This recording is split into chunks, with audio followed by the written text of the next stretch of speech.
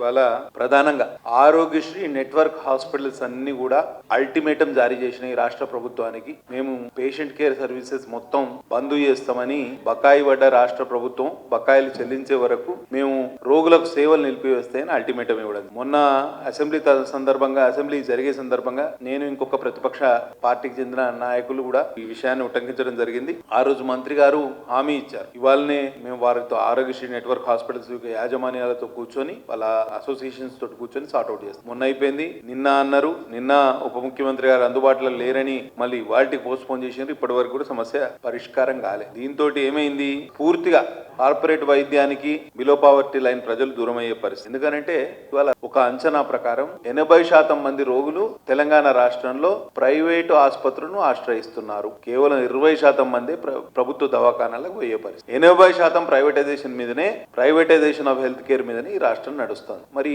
80% మంది ప్రజలు వైద్య సేవల కోసం ప్రైవేట్ హాస్పిటళ్లను ఆశ్రయిస్తున్నప్పుడు, దానికోసం ఒక పథకం ఉన్నప్పుడు ఆ పథకాన్ని పటిష్టపరిచి ఇంకా సేవలు మెరుగుపరచాల్సిన ప్రభుత్వం ఇవాళ పూర్తిగా ఆరోగ్యశ్రీ సేవలన్నింటినీ నిలిపివేసే పరిస్థితి వచ్చింది. ఇందిరమ్మ రాజ్యం అన్నారు, ప్రజారాజ్యం అన్నారు, ప్రజాపాలన అన్నారు. కానీ ఈ ప్రజాపాలనలో వైద్యం అనేది సామాన్యుడికి అందరినీ ద్రాక్షలాగా మారింది. ఆరోగ్యశ్రీ బిల్లులు చెల్లించకుండా తెలంగాణ ప్రభుత్వం రోగుల ప్రాణాలతోటి చెలగాటం ఆడుతారు. ఎంత దారుణం అంటే వీళ్ళు ఇచ్చిర్రు గరీబీ హటావో నినాదం. ఇవాళ ఏమైంది, గరీబోంకో హటావో టైప్ లా ఒక కొత్త నినాదం తెలంగాణ రాష్ట్రంలో మొదలైందా అనే డౌట్ మాకు. ఎందుకంటే పేద ప్రజలు వాళ్ళ ఆరోగ్యశ్రీ మీద ఆధారపడి కార్పొరేట్ వైద్యం చేయించుకోవడానికి పోతే ఎక్కడ వాళ్ళని చేర్చుకునే పరిస్థితి కూడా లేదు. ఢిల్లీకి వెళ్ళడానికి ముఖ్యమంత్రి గారి ప్రత్యేక విమానం సదుపాయం ఉంది, కానీ అదే ఆరోగ్యశ్రీ బకాయిలు చెల్లించడానికి రాష్ట్ర ప్రభుత్వం దగ్గర నిధులు లేవు. ఎంతసేపు ఏం చెప్తారు ముఖ్యమంత్రి గారు, 1 trillion economy for Telangana state అని చెప్తారు. 1 ట్రిలియన్ ఎకానమీ దిశగా పోతున్నామని అంటారు. మరి